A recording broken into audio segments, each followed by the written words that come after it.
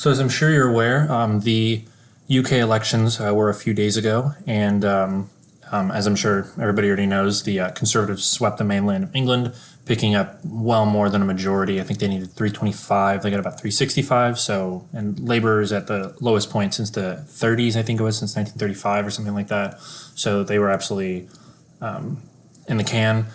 But I think what is very important, and we're going to see this come up a lot because the Tories and Boris Johnson are very English in their identity. You have a resurgence of independent movements within the other countries, or I guess I don't really know what they would consider. I guess I'll call them countries. The other countries within the United Kingdom. So you have England, Wales, Northern Ireland, Scotland. And in Scotland you see. It's all yellow, and the yellow is the SNP, the Scottish National Party. They want another referendum. I think a few years back there was a Scottish referendum, and it's whether they want to leave the UK or not. And it was like about 10 percentage points. The split. People wanted to stay. So this may represent that opinion has changed, or maybe a reaction to the Conservatives or Brexit or a whole other thing. But what I think is interesting is Scotland. Almost expected. You've seen it happen in the polls and whatnot, but Northern Ireland is something that I don't see too many people talking about. And if you're not aware, the Troubles, lots of terrorism or political violence, whoever you're talking to, from the Republicans or the nationalists, which are basically the same. And what they want is a unified Ireland. So this is not all of the island of Ireland. There's a chunk over here which is in the south, and that is the Republic of Ireland, which is Catholic majority, separate from the UK. It's its own independent country. And you have Northern Ireland, which is a territory or a country, whatever the proper term is, I don't know, of the UK. And you have, in the north, you have this like burgundy or deep red color is majority DUP, and that is the Democratic Unionist Party. And the Unionists want to stay with the UK. They're pro-union. And this green is going to be Sinn Féin, the Sdlp, other groups that are nationalists. And they want to reunite with the rest of the island. So they want to split off from the UK and rejoin with the rest of the island and create a unified Ireland. Not two separate states, not two separate parliaments. They want the entire island to be one country and separate from the Union. And this obviously led to a lot of different terrorist attacks and bombings from both the Unionists and from Republicans, with the IRA and the PIRA and the real IRA and the official IRA and a whole slew of different groups and whatnot. And on the Union side, you had Red Hand Commando, the RUC, which was used by the Unionist government in the 70s and 60s. It's kind of their personal police force. It's a whole very varied history. I can make another video on that if there's interest. But right now is, since the election just happened, you have the Sdlp, and they have two seats. And the Sdlp is the Social Democratic and Labour Party. I have it pulled up right here. The Social Democratic and Labour Party is a more moderate. They're not as hardcore as Sinn Féin. They don't have that association with terrorist groups such as the IRA or the Provisional IRA.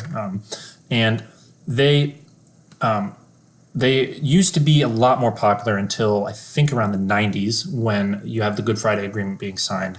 And then you see Sinn Féin, which are the Republicans who associated themselves with the IRA and physical force republicanism. And they then took over as the main voice of Irish nationalism. So history that isn't too important right now. So the Sdlp, basically, are moderate. They're pro reunification with the South, so they are anti-unionist. They picked up 2 seats, and Sinn Féin picked up 7 seats, which is, I think, at the same. Let me see. Yes. So here is the results for Northern Ireland. So you have the Sdlp, which I already discussed. They got 2 seats, up from 0, which is, they're up 3.1. So they made a significant gain. And then you have Sinn Féin, which they have 7 seats. Before they had 7 seats, now they have 7 seats. Pretty consistent. And you'll see that. I'm going to get into some of the local elections, and Sinn Féin stays relatively constant in their representation and their support. And then you have the DUP, which previously, if you see right here, had 10 seats. Now they have 8. And the swing was about 5.4% decrease overall from the previous election cycle. So what does this mean? It means that you have 2 nationalist parties, the Sinn Féin and Sdlp, against the DUP, which is the Democratic Unionist Party, which is pro-union, pro-UK. So for the first time in Northern Ireland's history, you have 9 seats, 7 plus 2, being represented by nationalists. And this means that you have more, I guess, you have a, I don't want to say that there's more people in Northern Ireland who are pro-union or not pro-union, because I don't know exactly the polling on that. But you have, in terms of the federal representation in Parliament, you have the MPs, I guess, if you want to say, not to continue on this, you have 9 seats.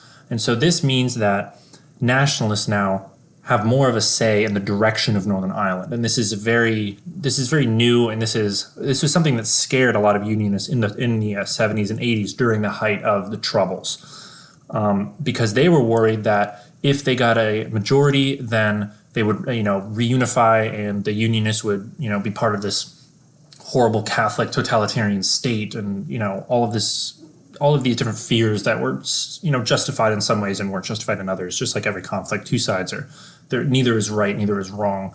There's everybody has a grain of truth within their side, I guess, is what I'm trying to say. And while I don't think this is going to be an immediate issue in terms of the idea of independence for Northern Ireland, I think it will slowly become one over the next 5 years of Boris Johnson's new government.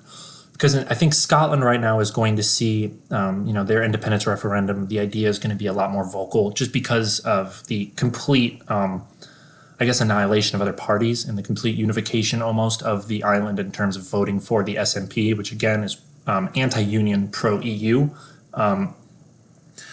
and so I think that's going to be the main focus of the political sphere in the UK in terms of independence movements. Wales seems to be relatively stable in terms of their want to stay within the UK. I haven't seen anything that contradicts that, but if there is, I'm open to it.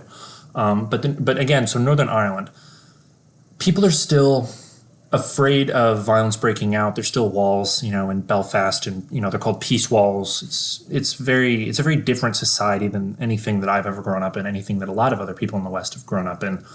And there's a lot of uncertainty, I guess is the right word, about what's going to happen now, because because Sinn Féin for the longest time favored this policy called abstentionism, which meant that they would run for election, they would win the seat, and they would not take the seat, as in they would not show up to participate. They still do this, I think, in Parliament, where Sinn Féin, I guess with their 7 seats now in terms of the UK's Parliament, they will win those seats, but they will never show up to Westminster and never sit in the House of Commons, and I'm pretty sure that is correct. This is and now in terms of the issue of abstentionism, it seems to be, and this surprised me, this article right here by The Guardian, Northern Ireland Party signal talks to get Stormont back up and running. So if you didn't know, Stormont, which is where the Northern Irish Parliament is, their local parliament, it was dissolved for the last 3 years, I guess. And now that Sinn Féin has a majority, or as in, not a majority, as the nationalist position has a majority, it's interesting because now they want to go and get Stormont back up and running. It's odd, because on one hand, if you look at the Republican movement as a whole, you see kind of 2 veins of thought. You have those, at least in the Troubles, who were in favor of, you take the Armalite, that whole movement where you have the balaclavas and the AK-47s and, violent physical force republicanism. We will unify the island by force. And they didn't think that it was necessary to participate in any of the institutions that, govern the island, because they didn't think they were legitimate, whether that be the Republic of Ireland with their Parliament in Dublin. They didn't participate in that. They didn't participate in Northern Ireland and Stormont because they thought that was illegitimate. That hasn't really been the case in the last, I'd say, 20 years, because it's interesting. There's a lot of people saying that, well, look at Sinn Féin, now they're administering British rule on the island, which they kind of are, and there seems to be a contradiction there that I don't really have to get into. If you say that Stormont is an illegitimate government and yet you govern through Stormont, then what do you really think? What's your real motive? I guess is questions that people have asked. But anyway, that's a whole nother topic. This is significant because if we're going to have Stormont get back up and running, there's going to be a significant more power that the nationalist position has in governing the island. No more will unionists be able to basically run the show, especially since in Parliament, they are now on the island a minority position. And this is very significant because in my studies of the Troubles, and they're not incredibly detailed, I would consider a rudimentary, but I guess I've done a lot of reading into it. I've done a lot of classes and whatnot. And what I always noticed was, sure, Sinn Féin and the Provisional IRA and the IRA were usually the ones to initiate the violence in terms of they had a political goal behind their violence, and that political goal was, abolishing both governments and reunifying the island. Unionists in the North reacted with fear more so than a political goal. So they saw their way of life being attacked because, it was. And so they reacted with fear violence, or, fear-based violence instead of political-based violence. And you actually see once Sinn Féin's violence starts to decrease, it takes a few more years for the unionist violence to decrease. And that's because the unionists didn't trust anything that any Republican movement was saying, especially an armed one. And so that's how the Troubles were so violent, especially because it wasn't just Sinn Féin doing the violence; it was the unionists reacting to that violence, thus creating more violence. And so, what worries me about this, in terms of the safety of the people in Northern Ireland, and especially in areas such as Belfast, it's worrying because I don't know what the reaction unionists are going to have to this. Because if any sort of independence referendum gets put on the table, that's a scary thought for many, many, many people within Northern Ireland. And the rules are right now, at least, the rules are right now that if I guess is the word, consent and self-determination. So you have the principle of self-determination, which is a Republican idea and that means we, as residents of Northern Ireland and residents of the island of Ireland, get to self-determine our future. The UK doesn't get to tell us, or Britain doesn't get to tell us what the future of our country is going to be. And the consent agreement, or the consent principle, is a unionist principle, and that means that anything that happens on the island, the unionists must give their consent, or the people of Northern Ireland must give their consent. And this was tied together in, I think it was the Downing Street Accord. Now, you correct me if I'm wrong. I don't have the source pulled up, but I think it was the Downing Street Accord, in which a lot of different sides came together and basically agreed that self-determination will be allowed by consent. So they kind of tied the two together, both republicanism and unionism. So what does that mean right now? Not to get lost in the weeds in this type of discussion, is that if Northern Ireland is going to be its own independent state, there will have to be two separate referendums for that. So you'll have a referendum in the Republic of Ireland, which again is in the south, and that will decide if they want to reunify the island. And then you'll have a separate referendum in Northern Ireland. And that referendum, will decide that. So basically you have to have two different referendums, both with both of them saying, yes, we want to leave the UK, we want to form an independent group. Republic of Ireland is much more likely to vote for that because, again, there's a lot of Catholics and there's a lot of nationalists within that society. But the issue always was with Northern Ireland is that unionists thought they were safe because Republicans get what they want in principle because they can leave, but only if there's enough people on their side to leave. And unionists kind of thought, at least some of them, now a lot of them were skeptical of this for various reasons, but many of them thought that, okay, we're safe because it will never happen. This seems to be it seems to be happening now, I guess, is the simplest way to say it. And it's worrying because you're going to have a fear-based reaction. And again, the unionists don't usually have politically based violence and politically based, they don't really, their political opinion is not as well formed or well thought out, I guess, as that of the IRA, in terms of the IRA as a specific political goal, reunification of the entire island, and that is why they fight. Unionists fight simply to defend their way of life, the union, And it's not as much, there isn't really an end goal. The end goal, I guess, would be to just stop the violence. So to get back into the elections, I pulled up this very handy table on Wikipedia about results by party in the local elections. And what you see here is very interesting. You see the DUP losing 8 seats, Sinn Féin again staying the same as I mentioned, the UUP, which is another unionist party, losing 13, the Sdlp, the moderate nationalist party, losing 7, the Alliance Party, which as far as I can tell does not have an opinion. They're more, I don't exactly know their opinion on reunification or not, but they seem to be a much more like moderate centrist party. They've gained 21. Independents have gained 6. The Green, which is a very left-wing party, has gained 4. People Before Profit is one that I looked at. It's a socialist party. They gained 4. And so what this shows is that a lot of smaller parties have begun to gain seats, most significantly the Alliance. And the mainstream of unionism and also the moderates of nationalism have decreased in the representation. So now you have Sinn Féin, which has weathered the storm, and from 2014 to 2019, they've stayed exactly the same in terms of their representation. They are now showing themselves and proving themselves to be the most stable political party in Northern Ireland.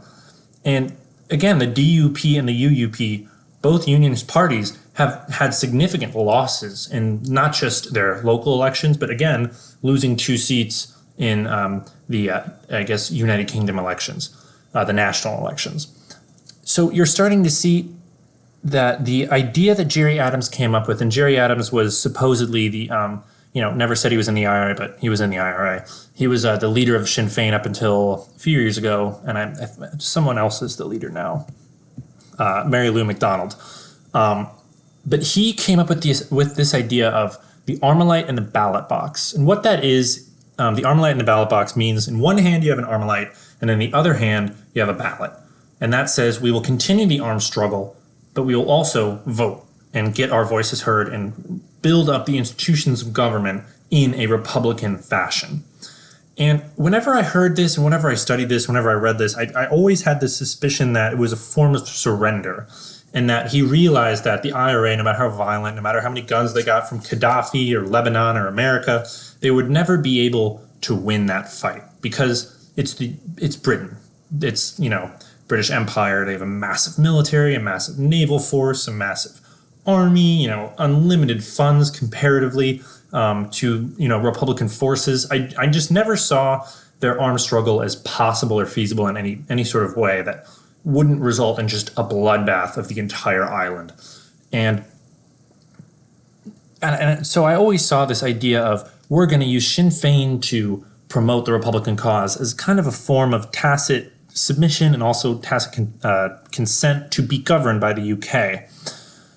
Now I'm not so sure, because Gerry Adams, he basically said in a lot of his writings that we need to switch the fight, open up a new front in politics, and it will be a long war.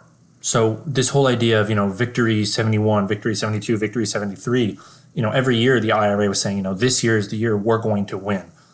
That was unrealistic, obviously, because it never happened.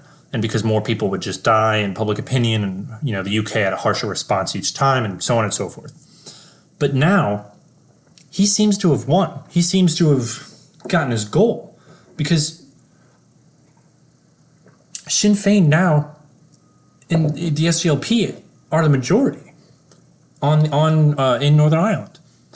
And it's going to be interesting to see the unionist response, because there is still IRA violence, but that violence is steadily decreased, steadily kind of gotten less organized, less centralized. There's no longer massive amounts of arms and money coming into the island from elsewhere. I'm sure that the IRA does still have thousands of pounds of ammunition and weapons and explosives and all of these things buried away in the hills and under barns and whatnot. I'm very sure of that. I don't see any reason why they wouldn't.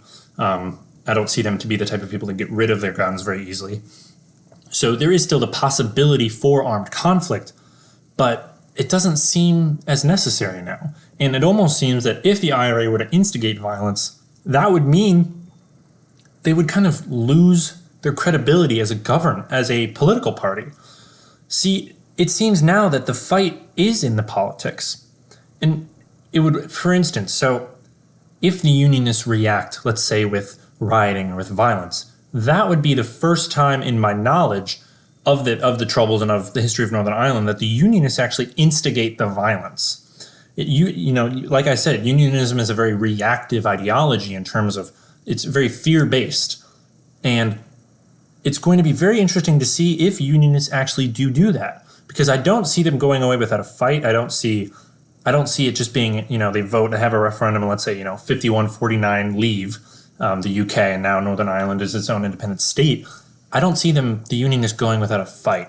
And it's going to be very interesting because how are we going to be able to see a Northern Irish state governed by nationalists peacefully? It's never happened. And will those nationalist parties want to govern? Will they absent, or will they practice abstentionism still, or will they end up, administering British rule on the island? It's going to be a very interesting question, and I think a lot more attention needs to be paid to this because, again, this has never happened before, and again, in my knowledge. And it's going to be very interesting to see, will a Republican majority government be able to appease unionism? What will unionism's response be?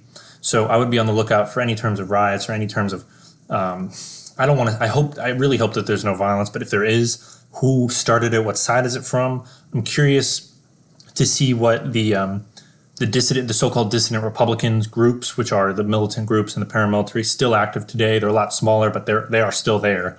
What their response to this win is going to be, and if Gerry Adams was correct in his assertion that we can win this through politics and just let it, given enough time, it will happen. So basically, that's all I wanted to say. Hope everyone is doing well, and I'll see you in the next video. Peace out.